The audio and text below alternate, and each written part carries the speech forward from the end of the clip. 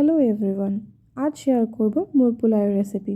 ফার্স্টে চিকেনটাকে দই, নুন, কাঁচা লঙ্কা, ধনেপাতা কুচি এবং গরম মশলা দিয়ে ম্যারিনেট করে 15 মিনিট রেখে দিতে হবে। এরপর কড়াইয়ের মধ্যে সরষের তেল দিয়ে এবং 1 চামচ ঘি দিয়ে তাতে আমি দিয়ে দিয়েছি 2টো তেজপাতা এবং বাকি গোটা গরম মশলা। খুব ভালো করে ভেজে নিয়ে পরে তাতে দিয়ে দেবো কুচনো পেঁয়াজ।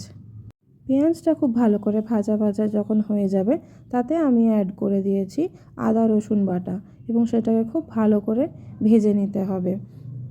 ভাজা হয়ে গেলে তাতে আমি দিয়ে দেবো অল্প জিরে গুঁড়ো, ধনে গুঁড়ো, কাশ্মীরি লাল লঙ্কার গুঁড়ো এবং একটু নুন।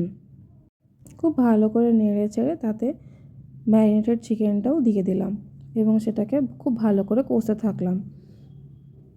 খুব ভালো করে কষা হয়ে গেলে তাতে দিয়ে দেবো স্বাদমতো গোলমরিচের গুঁড়ো এবং চিকেনটাকে আবার ভালোভাবে একটু কুক করে নেব।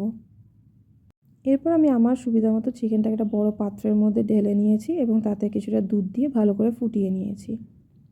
ভালো করে ফুটিয়ে নেওয়ার পর তাতে আমি চাল দিয়ে দিয়েছি এবং পরিমাণ মতো জল দিয়ে এবং তাতে পরিমাণ মতো নুন দিয়ে দিয়েছি। চালটা 80% কুক হয়ে গেলে একটা তাওয়ার মধ্যে পাত্রটা বসিয়ে দেবো দমের জন্য। উপর থেকে দিয়ে দিয়েছি 1 চামচ ঘি, কিছু চেরা কাঁচা লঙ্কা এবং ধনেপাতা কুচি। 5 মিনিট দম দেওয়ার পর রেডি মুরগ পোলাও।